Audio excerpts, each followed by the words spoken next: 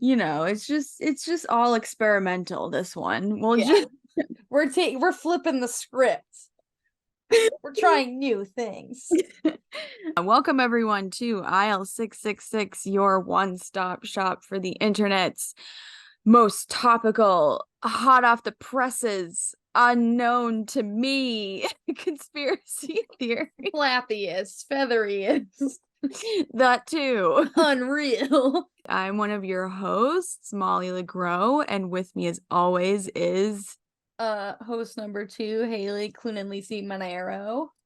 yes, For the second time. second time Monero. Pretty nuts. This week is extra special because Haley is going to be telling me about a conspiracy theory. Yeah.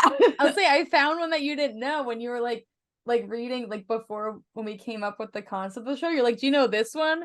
Because at first I don't think we were just gonna talk about it collectively, but you're like, do you know what any of these things are? And I was like, no. And you're like, okay, I guess that's gonna be the dynamic then. And then I was like, do you know this one? This is one of the few I know. And you were like, no. And I was like, what? How do you not know this one?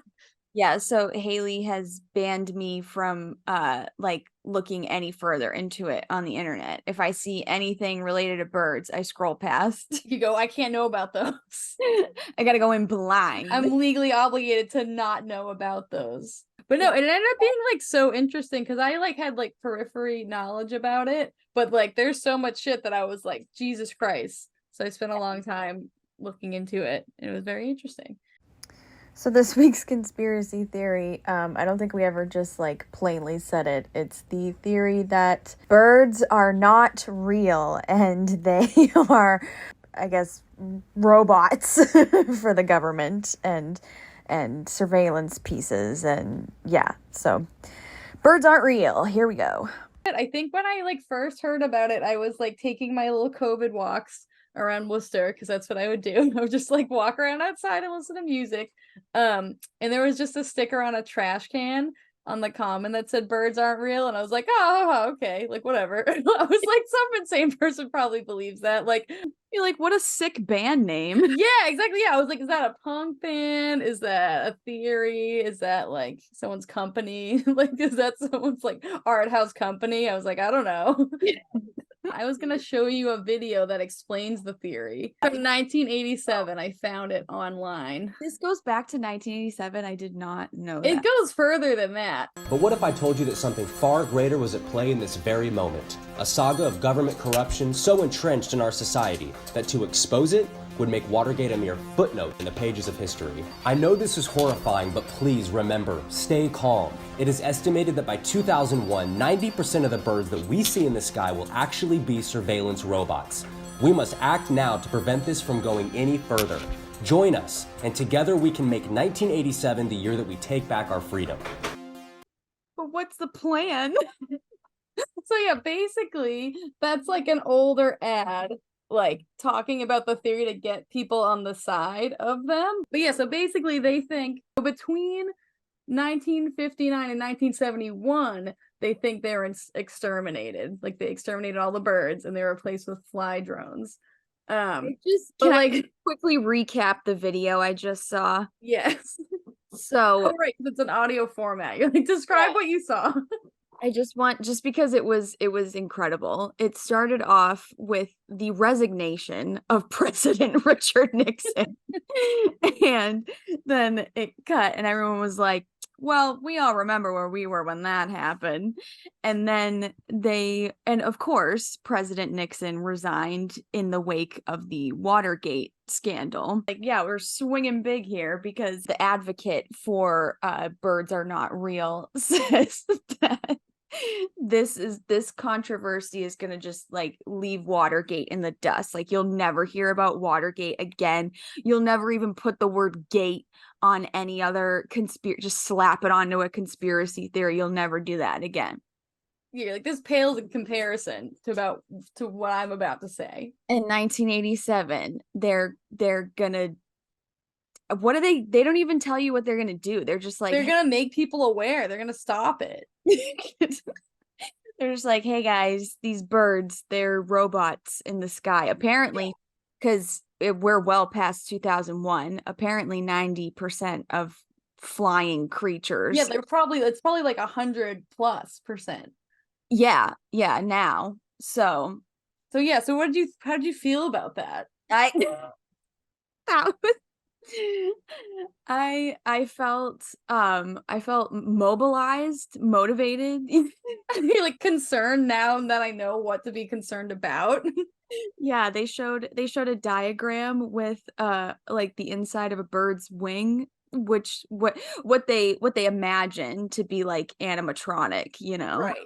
Yeah, so I guess, do you believe it, or like ask me questions that like you think that would prove that wrong? Like tell me, yeah, like try to prove it wrong. Okay. So have they opened up a bird and it turned out to be a robot? Yes, hold on, I have answers. Let me look them up. Have they captured a New York pigeon? Here, like give me the proof. A New York fighting pigeon. Have they captured one and opened her up? Oh, so all meat found in birds, that's the quote unquote birds, is 100% synthetic. If birds suddenly became inedible, the government's entire scheme would have been compromised. So in order for their transition from real bird to drone replica to make sense, they had to imitate all parts of real birds in their robot copies. So that includes like tasty edible meat. That's just synthetic meat. Synthetic meat is actually very accessible in modern times, with many fast food operations using it in their meals. Hit me with another one. Keep trying to poke holes in this. So like when you buy like chicken from the store, that's just synthetic meat. People are all like, oh, Beyond Meat. You're like, bro, it's been Beyond. Bro, you don't even know. We've been Beyond Meat since 1971. Oh yeah, so I guess do you think that's real? Do you think there's validity to the conspiracy theory? I mean, sure. Like, what if I were to tell you it wasn't real and it was a satire of one young millennial man? I would be blown right out of my You'd be like, what? Is that even real?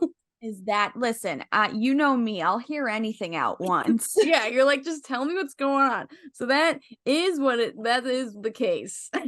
It's not real. Birds aren't real isn't real. Are you sure? Yes. But yeah, basically, so yeah, now that we've like fucking understood that it is like intentionally satire, I can go into that because there's two layers to this. There's like the conspiracy theory, and then there's like the topic of like why this man created it and like what his thoughts are, and then like the social impact of that. Yeah. But yeah, so basically this dude named Peter McIndoe is a 20-year-old college student. He grew up like in a super religious conservative like community in Arkansas and was homeschooled. And then he goes off to college and like had been like questioning a lot of religious stuff and like had grown up amongst conspiracy theorists. So he like already has this in his head that like to poke fun at these people or just to like question things like more regularly than like some of us do because he grew up in that environment. What'd you say? Don't trust. Yeah, exactly. He's like, I already feel like I'm kind of living in a conspiracy theory because that's how I grew up. And he's like, yeah, the internet raised me like I was growing up with these ideologies, and then I'd see stuff on the internet that like actively canceled those things out. So he's kind of like, what is real? He's like, I feel like you're lying to me. But so basically he like is in college, he's in Memphis visiting some friends, and it was like 2017 after Trump had been inaugurated. Yeah, inaugurated. And there was like the women's marches that were going on. So he was at one of those with his friends, or he was watching it, and he saw counter protesters to that. And he just thought like, oh, it'd be funny if there was just someone in there disrupting with a sign that like totally didn't have to do with what was going on. So he just like ripped a flyer off of a storefront window and just wrote like 3 random words, and those words were, birds aren't real. Wow. A conspiracy is born. This is the nativity scene. Yeah. This is the pro-Trumpers are the wise men and the frankincense and the myrrh. And the robotic bird is Jesus in the manger. Yes, exactly. That's exactly what I'm saying. Okay, so I think I'm gonna play you the original video that started it. And I feel like, yeah, the tone totally changes when you like see the age of the person and then you know that it's satirical too. Birds are a myth. They're an illusion. They're a lie. Wake up, America! It's meant to brainwash us. Wake up, America. Have you ever seen a bird in real life? Yeah. If that says anything, thanks a lot, Hillary Clinton. Yeah, so it just started as like a dumb little thing that he did. So someone filmed that, obviously, because it's 2017 and everyone's just filming shit all the time. Oh, And yeah. but yeah, he had kind of let it go. Was just like, oh, that was like a funny thing I did, like to show off to my friends or whatever. And then people in Memphis started like tagging graffiti with "birds aren't real." They were like children in high school lunch cafeterias, like chanting it. And then that got shared around, and he was like, "What did I do? What have I done?" The kids are like, tell me the truth, you cowards. You're like, this guy said it. He's our age. He fucking knows. He's our only contemporary who's telling the truth. So that happens, and then like Across America. yeah, like central to Memphis, but like yeah, across America, there's like stickers being made. It's like an underground movement that he has caused for one joke. For the bit. Which is honestly like that's great. That's again like this comes up a lot in here, but I'm like that is millennial/Gen Z culture. Oh, of course. Throw it on your CV. Yeah, exactly. Exactly. You could get a job working at BuzzFeed because one of the requirements when I was applying to work there years ago was do you create viral content? I don't know. You're like, I don't think so. I don't think so. Peter like senses this happening and like he's I don't know, I guess I don't know what age you are in college if you're 20, but like sophomore, like newish to college. Yeah. Like definitely not done yet or being close to graduating, but so like he feels this societal wave that he's caused, and he's like, I feel like I would kick myself if I didn't like continue this or like turn this into something new. And I think he was already going to school for like theater and like art and stuff, so this is like in the realm of like what he wants to do. Yeah. So he drops out of college and moves to Memphis where the movement started. Oh my And goodness. his conservative parents are not stoked. Grassroots. Here we Yeah. go. Where it starts. Exactly. Like foundation, thread the needle. Thread the needle. But yeah, so he doesn't totally know what he wants to do with it yet. He has a friend named Connor Gatos who's like, I don't know if he's a history major or just a history buff, but like knows a lot about history. So like he's into this idea with him and turning it to something bigger. So he helps him like flesh out like to make it a real conspiracy, basically, because he's like, oh, I just started this thing, it's like pretty crazy, but like how do I make this a real conspiracy? How do I Like how he do I get creates this off the lore. ground? Yes, yeah, he's like, how do I make this really believable? Like Connor Gatos, his friend, like models it after other conspiracy theories, like does research, and he like figures out there's like 4 or 5 things all good conspiracy theories have, which are damning files, Yes. leaked emails, leaked Mhm. footage, manifestos, and Always. whistleblowers. Oh my god, you gotta have a manifesto. You have to. It's And then he wrote one, and it's 50 pages long, and it's on their website. this is dedication. It's insane. I'm Take gonna pride. read part of it to you. Yes, please. Yeah. The other thing too, like they didn't start with this, but their website is so like catered to people our age for like a designer, like whatever perspective that I have. It's like a beautiful website. It's like so stylized. They did a great job. I'm so happy because more often than not, I'm in the depths of the internet. So Yeah, like that's how you know this isn't real, because you're like, oh, so they got a professional person to do their website for them. I'm like, oh, this is not the trenches. Okay. Yeah. This website isn't from 1989 and like all the text is in one column to the side because they coded it wrong. So this is like the intro. Prepare to take a journey into a history that they will, dare I say, never teach in school. Much of what you're about to read has been censored for almost 60 years. Who knows how long it will take our corrupt government to block this website? Only time will tell. In the meantime, I ask that you take 20 minutes out of your busy day and read all of this information, soak it in, revel in the fact that everything you know is one big lie. Someone's gonna use this in a research paper. I know. Like, you have to be careful. Yeah, yep, exactly. In 1947, the CIA was founded. Its sole responsibility was to watch and survey tens of thousands of Americans suspected of doing communist things. Are you laughing at the communist things? Yeah, I did not know that that's why the CIA was. I mean, I'm assuming it is. That sounds like us, but I don't totally know. But I feel like it Oh, probably. right, because it's a part of their manifesto. Okay, I see. This is what I mean. Some poor Yeah. gonna be doing a paper, and they'll Yeah. Well, it's crazy. We'll get into it towards the end, but like part of why the guy, like, they're not totally disbanded, but like the guy was in character for 4 years since this was going on, and like never broke character in at rallies or on the news. And then I think a news station picked it up as a real theory, and they're like, "Oh, we're spreading misinformation." So like they themselves had to debunk it. Like that's how that happened.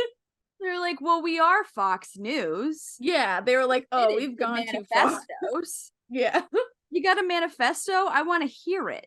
Yeah, they're like, give it. We'll put it on the air. Fuck it. I'll say anything. It's a lot of a lot of history about the CIA and Eisenhower. Okay, so this is a good section.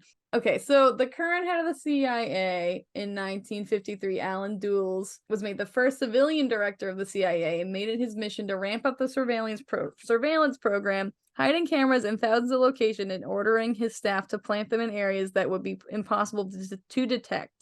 Mm-hmm. He knew that the possibilities for this camera program were endless, and on April 15th, 1956, he met with President Eisenhower and proposed a plan that would put cameras in the sky. We want him in the sky, Dwight, in the sky. Your name in the sky in lights. But in secret cameras. Look, I wrote Dwight Eisenhower right here. Dwight did this. The theory states in 1956 the head of the CIA met with Eisenhower and was like, why stop at bank corners and street lamps? Let's put cameras in the sky. Let's just shove them in birds' heads. Yeah. Like, has anyone thought of that one yet? So in one weekend in May of 1956, it was believed this is when the plan was hatched, no pun intended, to kill all the birds. Jesus Christ. I forgot that a fucking bird genocide has to be part of this. Yeah, you're like, that's like one of the main things. So Dulles and his team hated birds with a passion, and they were heard on many occasions calling them flying slugs and the scum of the skies. Flying slugs.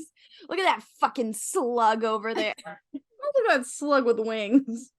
Flying slugs. Oh my god. The flying slugs killed me. And I don't know if this is like how true. Well, none of it's true. I don't know what I'm saying. But so the birds were pooping on the CIA like employees' cars, and they were like, these birds gotta go. They were like, listen, this is a fucking new Audi. I've already gone to the car wash like twice this week. The US government paid for this car. Now there's shit all over it. But yeah, so that led to them killing all the birds, and they're like, oh, this kills two birds with one stone. I'm gonna keep making bird puns by accident. But we got surveillance of the skies, and we got no more birds shitting on our cars. So sounds like a win-win to me. Exactly. Eisenhower was like, I'm in. Who the fuck cares about these birds? So that was the why. We discussed the why a little bit. The CIA wants to spy on commies. They hate bird shit on their cars. I just also, okay, if I may poke a hole. Yes. What, I don't know that they've used any of this like bevy of information that they have. If the CIA? Yeah, if all birds, like, if that's the case, then how did we not find like the Boston Marathon bomber like Because instant? they wanted it to happen, probably, Molly. God. True. Or they were like, I'm listen, sure it accomplished something shitty for someone. they're like, all crimes are puzzles now. Well, because honestly, if they like acknowledged that they had that, they'd probably have to tell people why they had the information to stop it, and then they'd be giving up. Right. The ruse. They're like, we know The whole too much surveillance now. program. And Exactly. like, we absolutely know too much now. And we can't, like, it's now fucking with like the time-space continuum. Yeah, exactly. They're like, that's up to God who lives and who dies, not us. We'll only use this intel for shitty self-serving purposes, like ruining commies' lives. Exactly. Like the fundamentals, the priorities. Exactly. What's in the US's best interest? American values, okay? Yes, upholding American values. Okay, so here's a bit about how they killed all the birds. Oh, Jesus Christ. No, it's a necessary part. I need to know. Yeah, you're like, it's honestly really important. Oh my God, Jesus Christ, there's so much. Yeah, like it's so funny seeing this in the context of this website versus like seeing if I saw this like on a scrawled note, I'd be like, I don't know. I feel like the person who wrote this is really believing it. Okay, so on May 6, 1957, he met with an unidentified man from Boeing Airplane Company and ordered 120 B-52 bombers. Sure. So Deuel, as the head of the CIA, knew that if his government was to go undetected, he had to keep these aircraft out of sight from the American public. He was under strict orders not to leave a trace of his actions, so he devised a plan to construct the aircraft in Nevada's Area 51. This way, citizens of Seattle, Washington, where the Boeing was being headquartered, wouldn't be able to claim that the bombers had been built nearby if the government was exposed. If That part's in parentheses. Because that never happens. The American people are not out to expose their own government at all times. No. 23 men from within the Boeing engineering department traveled to Area 51 in the back of an old school bus that they purchased from a salvage yard in Mukilteo, Washington. They were seen by a few individuals bringing couches and rugs into the bus, and they were also heard discussing, and I quote, really cool playlist for the road trip. Like, we got to make this one good. Like, let's go kill those birds. Put on Sweet Home Alabama. Life is a Highway. Come on, the classics. I don't know, hold on, there's some better titles. Whenever they would stop for gas, they would set up a makeshift campsite in the parking lot and sing songs with titles such as I Left My Honey for Area 51 and Let's Kill All the Birds. Sure, they created original music out of this. I mean, I sing songs to toast. I make up new songs. Do that all the time.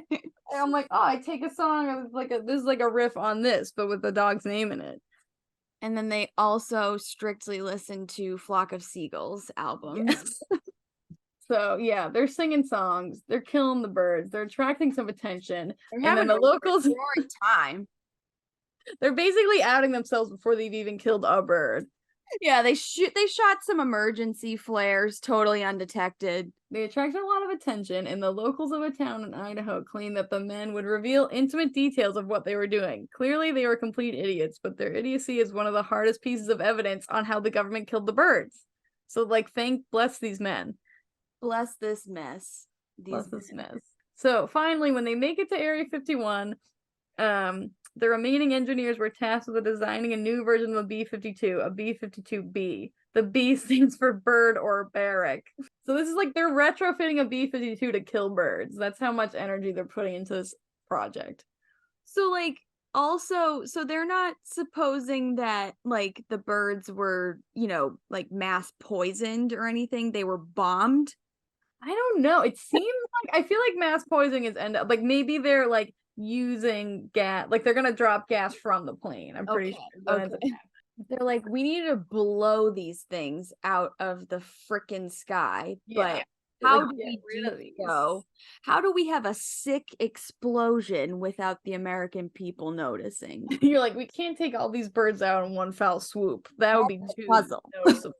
Some of the engineers keep getting kicked off the team for really petty reasoning. So one of them, the water tanks were hard to design, and one of the engineers almost gave up. But Deuel hit him over the head with a 40-pound wrench to try to knock some sense into him. This unintentionally put the man into a coma, to which he never awoke. Scared out of their minds, the remaining 21 engineers vowed to finish redesigning the airplane. So they keep dropping like flies. They're like, you're losing your mind. Hold on, let me smack you with this wrench. That'll help you kill birds. We need to kill the birds. We got a big errand here. The planes were camouflaged, so they couldn't be seen against the night sky, and then they could be undetected from the ground. So they're putting some effort into really pulling this off. They grabbed a few Harry Potter invisibility cloaks. Exactly. That's what I'm hearing. They just took a bunch and they sewed them together. They were like, we have the access. We are the CIA. We can get whatever we want. Okay, so it took them 2 years to build 120 planes. So like they're going for it. Now you may be wondering, how were the birds actually killed? What method was used to accomplish this mass murder? Good question. All right, yeah. You're like, I was burning up inside. I needed to know. I'm all ears. So the water tanks that they were building were actually filled with a specially formulated bird poison that once consumed would give the bird a virus that could be passed on to other birds. Okay. The poison was sprayed from an altitude of 8,000 feet and completely dissolved before it hit the ground, which meant that only birds would be affected by its terror. And once a single drop of the poison struck the bird's feathers, the virus would take hold through the fibers and make its way into the bloodstream. The virus would then affect the bone structure in such a way that total decomposition of the birds would take place within 24 hours. Well, because that was also my next question. I was like, so did we have like a surplus of bird carcasses at any point? But apparently they decompose within 24 hours. Yeah. The bird falls out of the sky and then it just like a fade effect just fades into the ground. Yes, exactly. Or like the noise, like the pixelated effects, like in video games when there's no blood. You're like, it's dead, but like it's fine. Yeah, you just like fade away and then you try again. Yeah, you don't gotta be upset about it. Yeah. No blood or nothing. Not emotional. Yeah, like he's just gone. It's a part of life. Yeah. So that happens. The birds are dying. They're dropping the poison bombs. So they're fluttering, disintegrating away. Exactly. So on June 2nd, 1959, Operation Water the Country was born. This was to be the secret code name given to the program from 1959 to 1976, when it was renamed to Operation Very Large Bird. The individual in charge of naming the program didn't want to get into any copyright trouble with the popular PBS show Sesame Street by naming the project Operation Big Bird. So like there's little things like that where you're like, okay, if an intelligent person is reading this, they can like tell this isn't real. Yeah. They're like, so what we went with was Very Large Bird. Very Large Bird. That's public. Public domain. Yeah, that's public domain. Yeah. Very Large Bird. Very Large Bird. Anyone can use that for anything. Exactly. Like those are just adjectives. So within the next 6 years, 15% of the bird population was wiped out. So that was from 1959 is when it started. Wow. So during these first few years, the bird prototypes were released by the 100 million. The term drone was not yet used at this time, and instead they were referred to as robot birds. Okay, so now we get to something interesting that I guess ties into a different conspiracy or just an unsolved crime, kind of. So the CIA were originally responsible for this, and at the time, President JFK had no idea that this was happening. That's okay. You're as a like a parent, you're like, I'm not a parent, but that's the analogy that I'm going with here. You're never off the clock. So what do you mean you have no idea what's going? Like, are you actually a good mom, JFK, to America? Right. To the branch of the CIA that you're kind of also like responsible for. Literally. That's just bad parenting. Yeah, you're just like reeling your shit. Get your kid.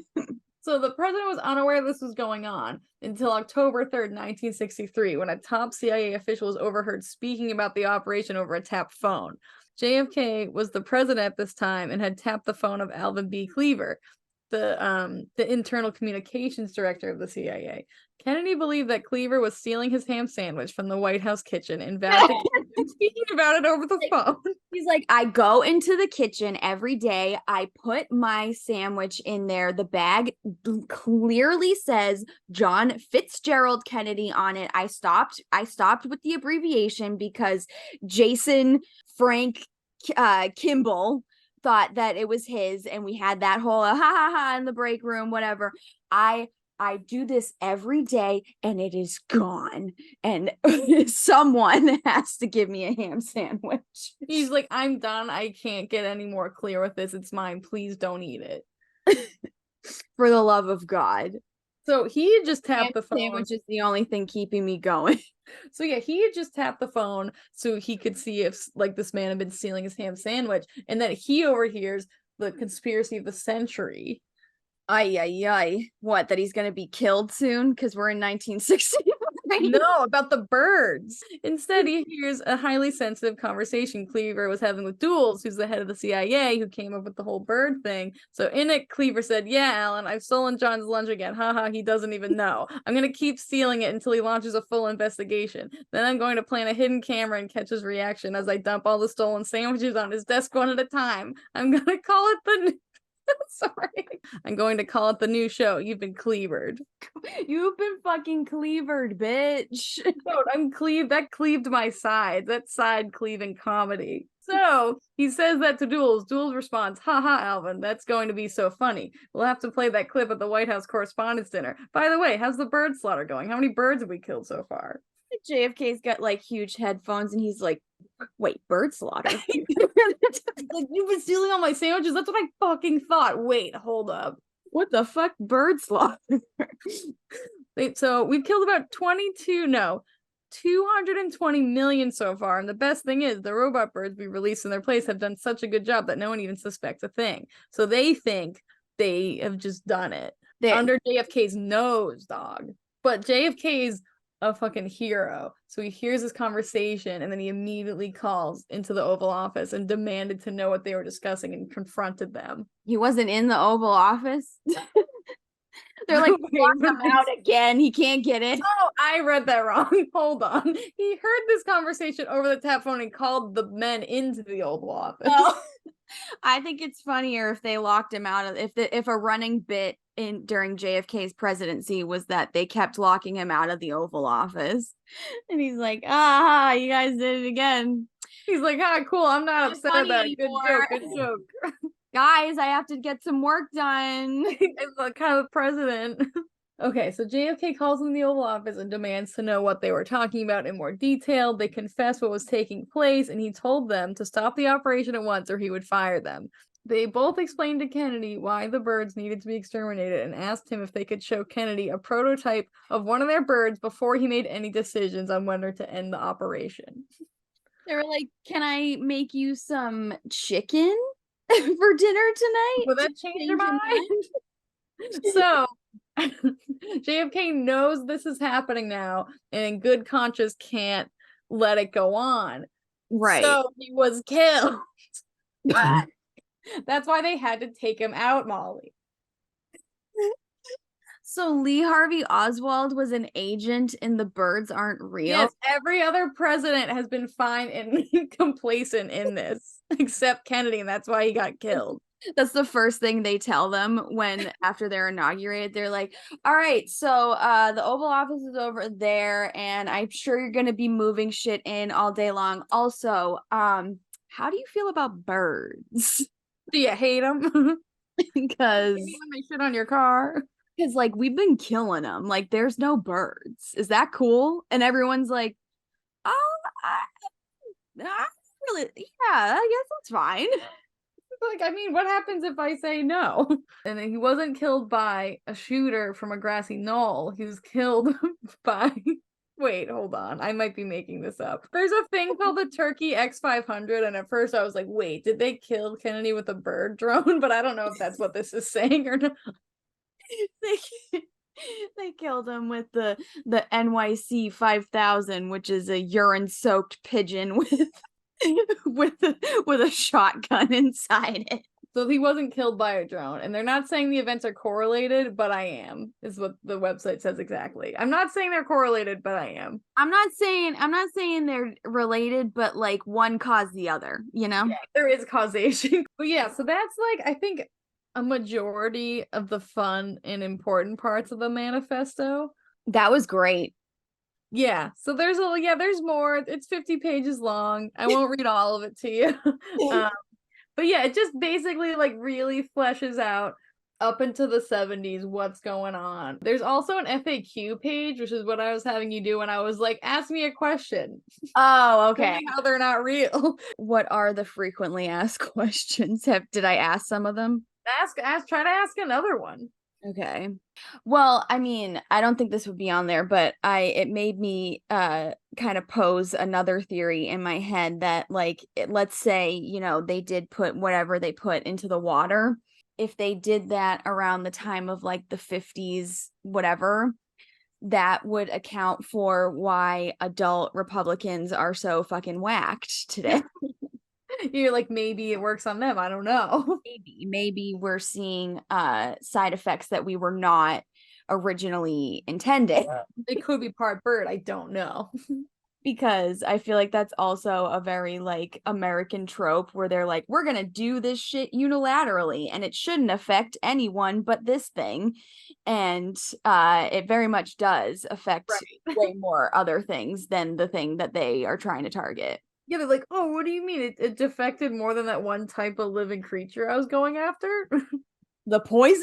The poison? I was just using that for frogs. Damn, It affected other wildlife and people? I wasn't supposed to. That's on me. Sorry, guys. Let me think of other questions. Oh, you asked about the bird meat. And I explained Yes. that. That's another thing, though. If the meat is synthetic, what are the side effects of us eating that? That's so true. See, they don't answer that. They're not thinking that. They're not thinking that far. They talk about if different birds do different things. Oh, yeah, there you go. Yeah, vultures, those are like public sanitation. They pick up roadkill. Hummingbirds are assassination drones because they have little needle beaks and they're really small. Oh my God. A couple of like months ago when I came home for I think it was for Miles's birthday, I was outside smoking on the deck at my mom's and I saw a hummingbird. Oh, and I was like, "Oh my God, good luck." But now you're telling me like someone had a hit out on me. yeah, you were attempted to be taken out. You heard it here first. Someone attempted homicide on me. You're like, wow, I'm one dead or alive. Via hummingbird. Tricked me into thinking I was having good fortune. Yeah. Oh my God. Oh yeah. So I'll talk about just like some general things that are like chanted at rallies or like these are like the staples of the movement, like bird poop. When birds shit on your car, there's like liquid tracking devices in that. Oh my goodness. So then that bird doesn't even necessarily have to follow you. It knows where you're going. Wow. Because it was like, I know where all my poops are. Exactly. There's a tracking device in there. And then that birds, they sit on power lines to charge. They're just charging. That's why they're up there. And then no one's ever really seen a baby pigeon. I've never seen a baby pigeon. I've never seen a baby pigeon. And I have lived in New York almost 10 years now. They are all fully grown. I've never once seen a baby pigeon. You know, like some of the things when they say that, I'm like, huh. I've seen, like, you're right. I've seen, pigeons with one leg. I've seen that. You're like, I seen maybe a little wire got snapped off. Yeah, I've seen pigeons who look close to death. You're like, I've seen that. Because they must not have been sitting on a power line. They're not charged. Yeah, I'm like, you gotta get up there, buddy. Get up. I've actually, oh my God, there was this one subway station when I was living at this one apartment that was my regular subway station. Mm-hmm. And a lot of pigeons would be there a lot of the time.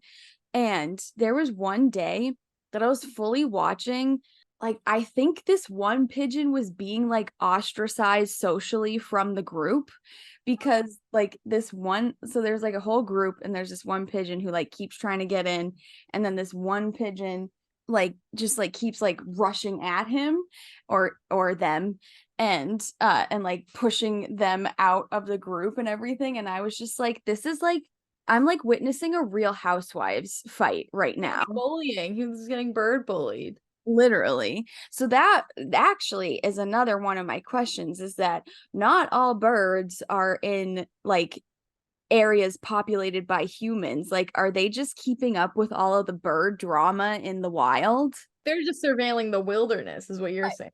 Right. Because America has like tons of forests and everything. Yes.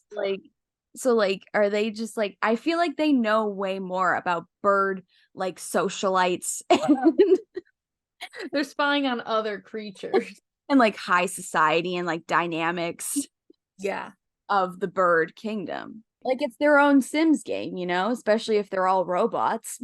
Exactly, like they're talking in sim speak. Okay, so to go back a little bit, Connor Gatos like fleshes out the whole conspiracy with his knowledge of history and like timelines and stuff, and knows that like to make a believable conspiracy theory, you need leaked footage, manifestos, like files, like you need to create a good backstory. It's not just like going and yelling on the street. Anyone can do that. Yeah, yeah. You're like, and they do. They can and they do. He moves to Memphis after this starts taking off. He gets a billboard to like really get it going. He just puts a billboard up in Memphis that says birds aren't real. And then people are like, excuse me? You want to try that again? They're like, what? And it's great. In the photo of the billboard, there's like 5 birds sitting on top of it, which really makes it great. It's a great juxtaposition. Drives it right home. So like the reason they did that, because they're like, okay, we have like some reach, but they know that gets attention and then that gets them on the news. As things mostly do. Yeah, they're like, we need to make a big splash. We need to get all eyes on us. Which news outlet reported on this? I said Fox earlier just because I assumed, but I think it's like a local Memphis channel, but I have the clip. Hold on. But like, so this is just an example of him like refusing to break character. Like pretty immediately he's just committed to this. And he's not like viewing it as like an art project and kind of like a social experiment more than anything. So he's just like going ham. Maybe you've seen the billboard near the Highland Strip or heard the story on Wednesdays Live at 9. A campaign called Birds Are Not Real brings its efforts to the Mid-South. And this morning we are joined by one of the messengers of the movement. Peter McIndoe is here to tell us how this all came about. We want to emphasize you were not the founder. So how did you become aware of it? What is the message of the movement? The message of the movement is essentially to spread awareness that from 1959 through 2001, the government mercilessly genocided over 12 billion birds and simultaneously replaced them with surveillance drones in disguise that film us every day as equally as these cameras are filming us right now. So what do you have to back that up? To back that up, I have as much evidence as the birds have provided. There's so much. So this is really satire. I mean, you don't really believe that that happened. You're looking at me like, no, it's not satire. I really do believe this. he's in character. Honestly, it's kind of offensive. Okay. So it's not satire. I don't think you would say that if I said birds are real. You know? I don't know why the other side of the argument can't be treated with equal respect. Except that before we came out on air, you said this is a satirical message. So what is I never said that. This man is like Nathan Fielder 2.0. Yeah. This movement is reactionary. We really didn't start this. The government started this. So that's the gist of it. It's just him like very committed to being like, no, this is real. I can't believe you would say otherwise. I normally don't condone method acting because I feel like it's like been used in the past just to like excuse horrible behavior, but this is the future of method acting, is pranking a news station. You're like pranking adults. You're like, that's it. Who were dumb enough to put your shit on the air. Yeah, he's just like, he's committed to it. He's like, this is what I'm doing in my life for the foreseeable future. He starts what he calls the Bird Brigade, which is just people who will go to rallies. They start making like zines and merch, and it's not like, it's pretty crazy, like whole like underground subculture start because of this. And it's funny because it's like there became like a 500 plus chapters of Birds Aren't Real in the country within like a few months. But okay, so are these chapters people who earnestly believe this though? No. This is just okay. like Gen Z and millennials being like, this is ridiculous. Okay. Let's, like commit to this together as a unit. They were on 60 Minutes. It's just crazy how like serious publications have interviewed him because it's been going on. It's like been 5 years, I think, at this point, or 7 years. Yeah, no, I feel like a lot of times now too, like especially local stations, like when something goes viral or like becomes like big, especially on the internet, like they want to like sort of be in on the joke. Yeah. Still like seriously interview him, and she's like, well, you said beforehand, and I'm like, girl, like you knew what it was then. But yeah, well, You I know know what because it's it's hard doing. because they're like walking the line too of being like, oh, the story we want to tell is that like why you're doing this for Yeah. satire, and he's like, no, Like, no, actually, I'm hijacking this entire thing. it's just like let me do what I want. But yeah, so it like ends up becoming this kind of nice thing because at first I wasn't sure. I'm like, I don't know, are you just like taking attention away from real causes? But it ends up like becoming this thing where it's just a bunch of disillusioned people our age like coming together to laugh at how absurd conspiracy theories are and how fucked up our country has become with misinformation. So that's like his principles around it, Yeah. which I do respect and think is cool. Yeah, no, that's I love that.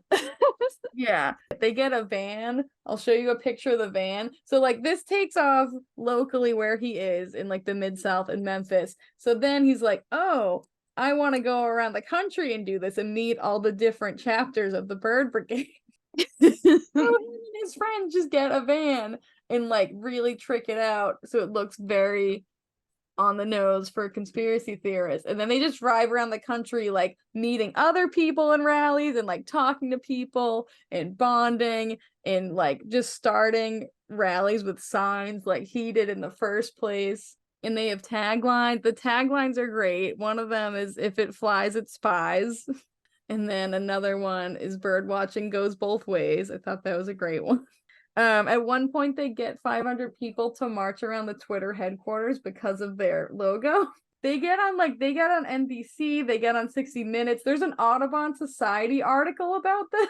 There's people like making their own merch. There's people making stickers. And then they start selling merch. Like he's able to quit his job at one point.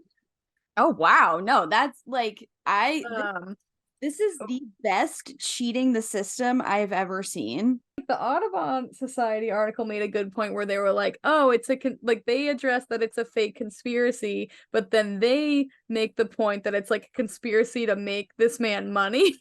Yes. Which is interesting too. They're like, it's like a great like conspiracy. They're like, but it's not only a conspiracy, it's a money-making strategy. And I was like, oh, I hadn't even thought. Yeah, and everyone fell for it. You bought his merch. Exactly. I was like, you did it. So eventually, I think it was in 2021 or 22 where he like finally comes out in a New York Times piece about it being fake. Like he finally publicly breaks character.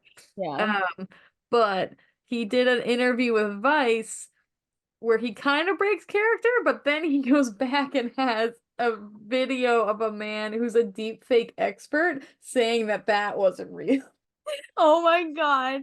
They're like, yeah, actually, he's just trying to save face for the Yes. liberal media. There's many layers. Yeah, basically in the Vice interview, like he like talks about like what's really going on. I think they like it's videos of him at his girlfriend's house just like being normal and talking about the movement. But then he gets this man who's a quote unquote deep fake expert is Dr. Marlon King, who's an ex-CIA agent, and he was the in-house expert on finding deep fakes. He has long dark hair, he has sunglasses on inside, and he has a witch's hat on. This guy has a rat that he took from the CIA. There's a lot. So I'm gonna play that for you. Okay. Here's a picture for those who are not able to watch the video. Deep fakes do not work as well in dark light. So as you can see, these pixels here. Oh my god. So this is them watching the Vice interview. This guy actually did. Any footage of me in this documentary is a deep fake. They use deep fake technology to simulate me talking with these people. Today I'm sitting down with the world's foremost expert in deep fake technology, Dr. Marlon King, who's going to prove to the world that this is a deep fake once and for all. That my interview was a deep fake. Friendly, my genius rat telepathically shows me how to identify deep fakes. Marlon worked at the CIA before he joined Birds Aren't Real. And before they fired him, he rescued an old MKUltra lab rat from one of the research facilities. I took this rat home with me after they fired me. This rat is highly intelligent. It has intelligence beyond that of an average computer. Crawl. You ever seen a computer do that? This rat has a lump, but it's actually his second brain. But it's probably not. Take this rat to a vet. Can communicate friendly with special technology I developed here. I can transmit Friendly's brain waves into a frequency pattern that I've developed a special code. I'm speechless. So that's the deep fake expert that he hires to debunk the Vice interview he did out of character. There's so many levels of committing to the bit. Yes, this is this is the best. Like, I didn't know if there was an ethical way to prank the system this hard, but we found it. Yes, exactly. You're like, he did it. Because most of them end up being like some form of like, you know, money crime, whether it's like tax fraud or whatever kind of fraud. Like, you know what I'm talking about? Like people who claim to be really rich and they aren't. And then like, have you ever heard of the Netflix series Inventing Anna? Oh, I don't think I watched it, but I kind of know about it because she's like a con artist, right? Yeah, like people like that, like con artists who like scam their way to like the top or whatever the fuck it is. Right. Like because of how like, you know, high society functions and the dynamics and everything. And I always am like, I mean, you know, if you get caught, like, I'm sorry you get caught, but like, you played the game, you took it pretty far. right. And like I support, but also like I don't know what to do for you if you get caught, basically. Yeah, he's like not really hurting anyone. Right. He's building a community of people who are like processing how traumatizing the misinformation of our country has become in a healthy way and making fun out of it, and he's doing a great job. Yes, this is one of my favorites. Yeah, I was like, oh, like, because it's so funny because I had just seen Stickers and I was like, oh, that sounds crazy, and I'm so glad I got to learn about it because I was just like, Jesus Christ. So in addition to him disproving an interview he did in good conscience, he also hires an actor to play an ex-CIA agent, and they like bait him into telling them that he did save files that would be damning and like help like, of dead birds. True. Like files of like dead birds, like old birds' social security numbers. Yeah, like irrefutable evidence. So they literally hire an old man to play an ex-CIA agent. And then they moved me into domestic intelligence. And it's while I was there that, well, I saw some things that I really wish I hadn't seen. Are you referring to bird drone surveillance? Yeah. This is a good actor. I know. Like, I think later when they do a TED Talk, they like refer people to him. They're like, you did a great job. He did. Those are just some of the lengths they will go to prove their theory is true. So that when you scour the internet, you can find videos that if you don't know, it seems very real. Very thorough. Very thorough. Very thorough. One line I took from the Audubon article that basically was just talking about how they think it was more like a money-making scheme and like a marketing scheme. Yeah. The best line from it just says that anything that gets people talking about birds is a good thing. Like, don't stop talking about birds. Their whole MO is like fucking conserve the birds. For the love of God. Yeah. That's all they're after. They're like, we talk birds 24/7. Birds are our life. It's like a core group of friends of his that are started it and have like joined him in rallies and stuff, but they're just talking about like their perspective on it. And so one of the kids was like a survivor of the Parkland school shooting in Florida. Mm-hmm. And like he had people come after him, like actual conspiracy theorists being like, you're like a child actor, like this is real, like people who don't think school shootings are real. Yeah. And he had like been through similar things before with like people opposing him and coming after him after like real trauma and stuff. So like the 3 like 20-year-old kids are basically talking about how this is their way of like processing the times we're living through and stuff by like making it a comedic art piece. Yeah. Because there's not really much else to do. There's not like I don't know what else. No, everyone that's actually in charge has made it abundantly clear that we have no say in this. So I say keep going with Yeah, this. you're just like, keep doing what you're doing. You've been lying to us, so we're gonna lie to you back, and we're gonna do it in a way that really is funny. That was one of my favorite quotes too, which is such just like Gen Z millennial culture that they're just like, oh, we're gonna do this fucked up thing because you've been doing fucked up thing, but we're gonna make it really fucking fun. Yeah. We want to make sure we're not using language that actually harmful and hateful conspiracy theories use to target people. But yeah, so they're like coming at this from like an insider perspective where they're like very aware of what they've been doing and like how it's affecting other people, which I feel like really sets it apart from the other things we talk about. After that, him and Connor Gatos, the one who helped him like come up with the backstory from everything, do a TED talk about it. And at this point, I think it was 2022 when they did this, and he came out of character in 2021 when the Times wrote the piece about him. And it's like really is interesting and made me like reconsider things. But he like talks about how he like played this character like really diligently for 4 years, and like talking to people in public, like how he was like interpreted and like talked to back by people who like immediately judge him as someone who's like insane or like not educated. And he just like talks about how he immediately like doesn't feel his own feelings as someone who's aware of what's going on, but he like feels what it feels like to actually like be treated that way. Yeah.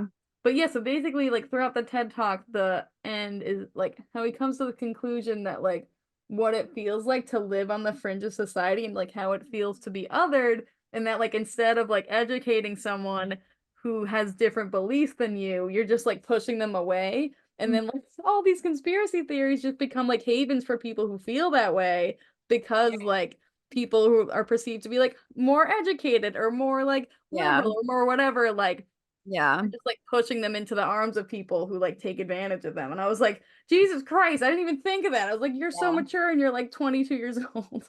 Yeah, no, I mean, it is. It's like, oh my God, I feel like years and years ago was kind of the time for that. And now, because of like where it's all gone, now we're like all so deeply entrenched where we are. So now, like everyone's so in their own lanes. Yeah. The end of the TED talk is basically like him challenging the audience to like consider what made people vulnerable to misinformation, because that's like kind of what they're talking about, and that's eventually why they stopped doing what they were doing, was because it came like too real to people. But I feel like too, like when they started it seemed more absurd, but I feel like the absurdity of the country is like catching up to that. So he's just like, oh shit, this could be real now. I don't know. Like the responsible thing to do is to like stop doing this. Yeah, no, because that's what I was thinking of too. Yes, I like, oh my God, it's like I see both sides of like, I obviously think this is hilarious, and I like the fact that it like, you know, tackles like how crazy our news system actually is. Yeah. But then at the same time, I'm like, I feel like it's also a privilege to be able to like make jokes like that about like, and make it an entire campaign.